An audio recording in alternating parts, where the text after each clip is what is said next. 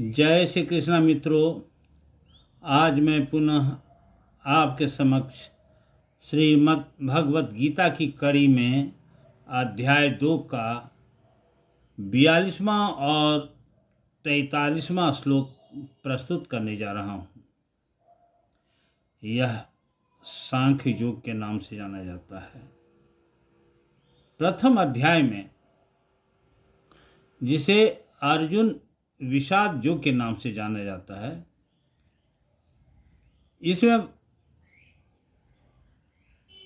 अर्जुन ने जब भगवान से कह दिया कि मैं युद्ध नहीं करूंगा और वह अपना गांडीव रख देता है, कहता है कि मैं अपने बंधु बांधवों को मार के क्या करूंगा, हम अपने गुरुओं पर, हम पितामह पर, इन्हें हम कैसे मार सकते हैं। अगर हमें राज्य मिल भी जाता है तो हमें लगेगा कि खून से सना हुआ राज्य मिला है, तो क्या इस राज्य का हम उपभोग कर पाएंगे।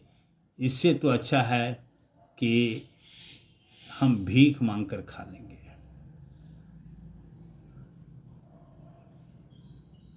इसके बाद अर्जुन ने कहा कि हे सखा, हे प्रभु, अब हम क्या करें, हम में सोचने की शक्ति नहीं रह गई है और आप एक अच्छे गुरु की भांति हमें शिक्षा दें कि हमें अब क्या करना चाहिए। वहीं भगवान ने उसे युद्ध करने के लिए कहते हैं कि एक क्षत्रिय के नाते तुम्हारा परम कर्तव्य होता है कि युद्ध करो। अब यहाँ सांख्य योग में भगवान ने अर्जुन को उपदेश दे रहे थे। अब 42वां श्लोक में कहते हैं, यामिमां पुष्पितां वाचं प्रवदन्त्य विपक्षितः वेदवादरता पार्थ न्यायदस्तीति वादिनः। वहीं 43वां अध्याय में कहते हैं, कामात्मानः स्वर्गपरा जन्म कर्म फलप्रदां क्रिया विशेष बहुलां भोगेश्वर्य गतिं प्रति। कहते हैं कि हे अर्जुन, बहुत सारे ऐसे लोग हैं जो अपने बातों को बहुत ही बढ़ा चढ़ा करके कहते हैं। सच्चाई कुछ भी नहीं होती है। वे अपने हित के लिए ऐसे बात करेंगे कि यही सब कुछ है।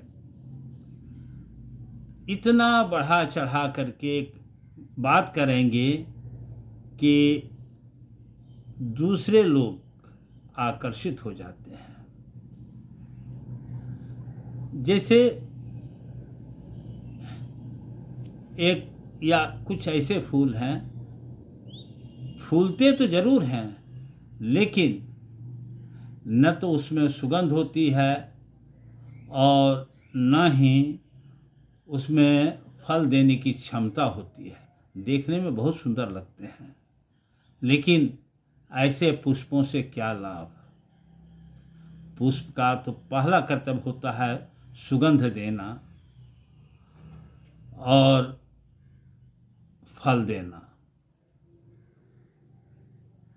सीमल का फूल ही मान लीजिए, देखने में तो बहुत ही सुंदर लाल लाल नजर आता है, लेकिन न तो उसमें सुगंध होता है और न ही उसमें फल देने की क्षमता होती है। ठीक उसी तरह से वेदवाद रता पार्थ, हे पार्थ, जो वेदों में रत रहते हैं वे सिर्फ अपनी भलाई की जो बात होती है सिर्फ उसी के बारे में कहते हैं, अब बाकी सबको छोड़ देते हैं। उनका एक मात्र उद्देश्य रहता है कि हम ऐश्वर्य को प्राप्त करें, कामरत रहें और स्वर्ग की प्राप्ति भी हो।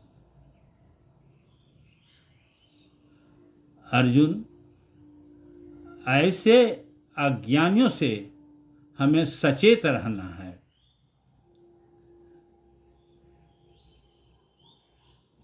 तैतालीसवां श्लोक में भगवान ने ठीक वैसा ही कहा है कि कामात्मानस स्वर्ग पारा, काम में रत और स्वर्ग की लालसा, यही तो उनकी कामना रहती है।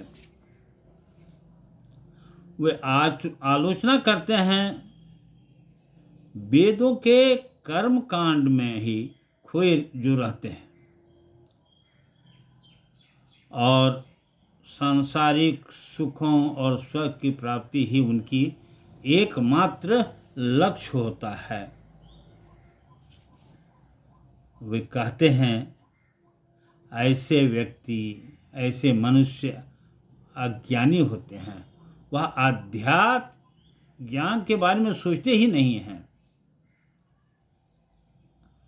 और जिन्होंने अध्यात्म ज्ञान की प्राप्ति नहीं की, उन्हें न ही स्वर्ग मिल सकता है और न ही मोक्ष मिल सकता है। स्वर्ग से ऊपर मोक्ष है और मोक्ष से भी ऊपर है भगवान की सानिध्यता। मोक्ष प्राप्त कर लेने के बाद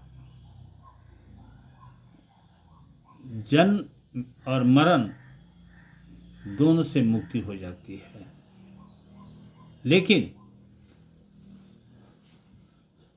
स्वर्ग प्राप्ति होने पर हम पुनः इस धरातल पर आते हैं।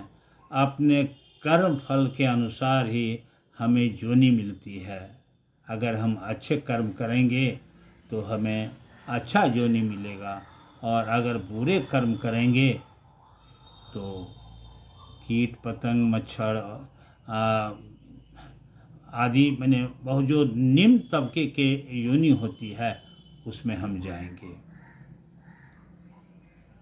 भगवान ने ज्ञानियों के लिए भी और अज्ञानियों के लिए भी स्वर्ग प्राप्ति हो या मोक्ष प्राप्ति हो, इसके लिए बहुत ही सरलतम विधि बताई है।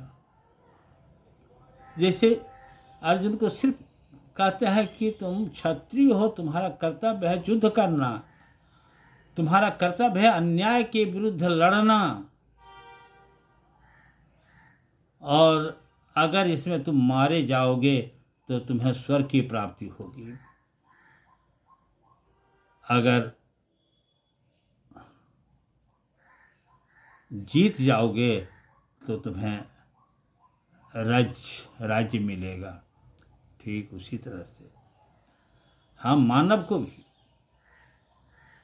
हम अज्ञानी हैं, हमें कुछ नहीं आता है, लेकिन हम अपने कर्तव्य पथ पर निरंतर चलते रहेंगे तो